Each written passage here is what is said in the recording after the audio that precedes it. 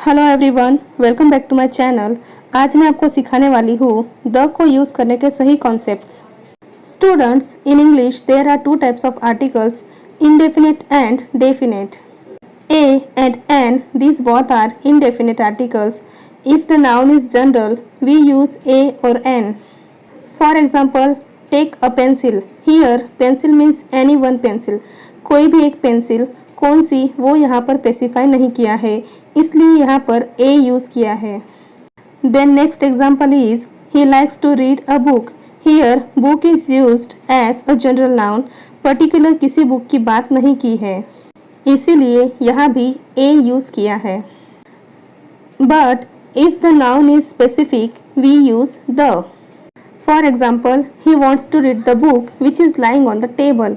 यहाँ पर बुक जो है वो स्पेसिफाई की हुई है, उसे वही बुक पढ़नी है जो टेबल के ऊपर रखी हुई है। यहाँ पर किसी भी बुक की बात नहीं हो रही है, उसी बुक की बात हो रही है जो टेबल के ऊपर रखी हुई है। If the listener or reader known about the noun, then we use the. हम जिस भी इंसान से उस पर्टिकुलर नाउन के बारे में बात कर रहे हैं, वो इंसान अगर उसे जानता है तब हम the यूज़ करते हैं। The is used with singular noun and plural noun also. The singular noun के साथ भी यूज़ हो सकता है और प्लूरल नाउन के साथ भी यूज़ हो सकता है। Rules for using the. Rule number 1, we should use the before the thing known to our listener or reader. हमारा लिसनर या रीडर वो अगर उस चीज़ के बारे में जानता है तो उसके पहले हम द यूज़ कर सकते हैं। For example, I saw a bird, the bird was green. In the first sentence, I am saying a bird because the bird is not known to my listener. First sentence में मैंने bird के पहले अ ये article use किया है क्योंकि वहाँ पर मेरा जो लिसनर या तो जो रीडर है वो उस बर्ड को नहीं जानता है। But in the next sentence, I am saying the bird because I have introduced the bird in first sentence. Second sentence में मैंने द बर्ड लिखा हुआ है क्योंकि मैंने उस बर्ड को फर्स्ट सेंटेंस में इंट्रोड्यूस किया हुआ है। अब जो मेरा लिसनर या रीडर है वो उस बर्ड को जानता है। Rule number 2, we should use the before the unique things like the sun, the moon, the stars etcetera. जो भी यूनिक थिंग्स है जो वर्ल्ड में सिर्फ एक ही है, ऐसी सभी चीज़ों के आगे भी हम द यूज़ करते हैं, जैसे the sun, the moon, the stars, ये सब। For example, the moon is shining tonight. Rule number 3, we should use the before the time expressions like the past, the present, the morning, the winter, the summer, the 1930s etcetera. जो भी time expressions होते हैं उनके साथ भी हमें the use करना होता है।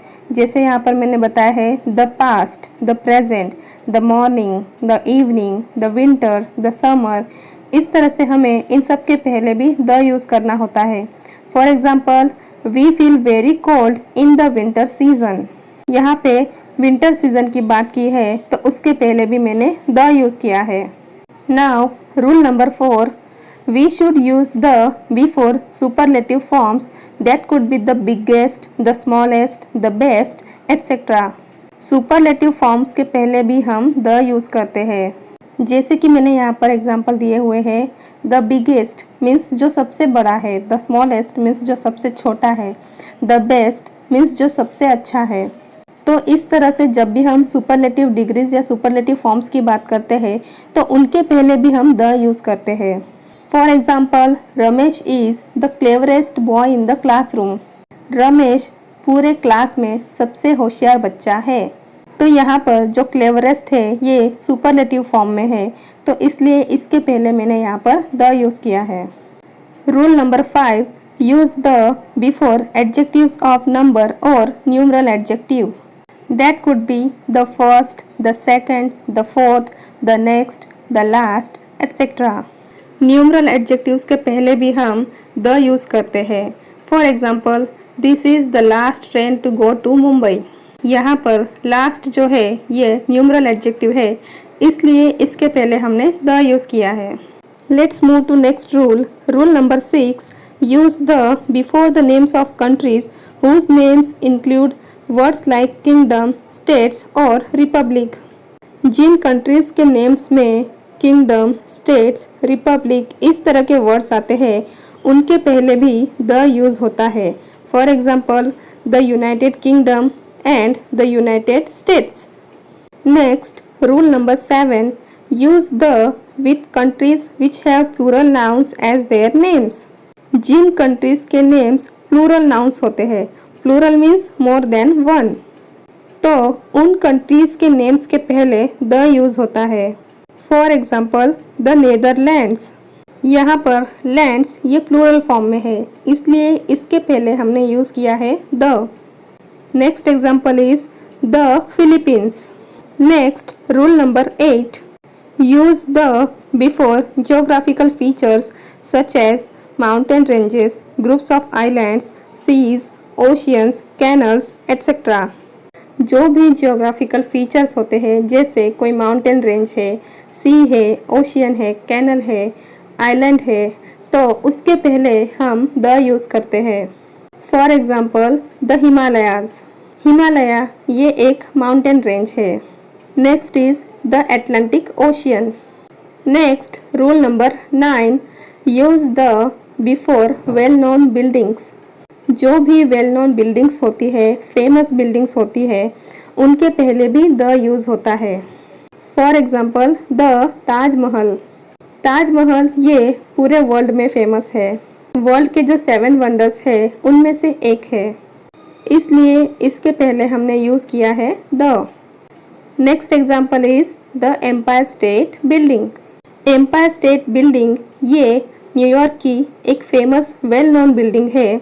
It was the tallest building before 1970, इसलिए इसके पहले भी द यूज होता है।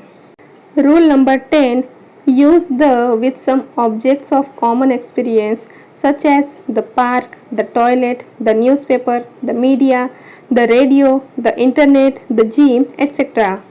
For example yesterday I went to the park. जो भी ऑब्जेक्ट्स या जो भी चीज़ें कॉमनली यूज़ होती है उनके पहले भी द यूज़ होता है। जैसे यहाँ पर मैंने बोला है park, toilet, newspaper, media, radio, internet, gym, ये सभी।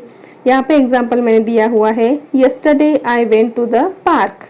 Next is my father reads the newspaper every morning.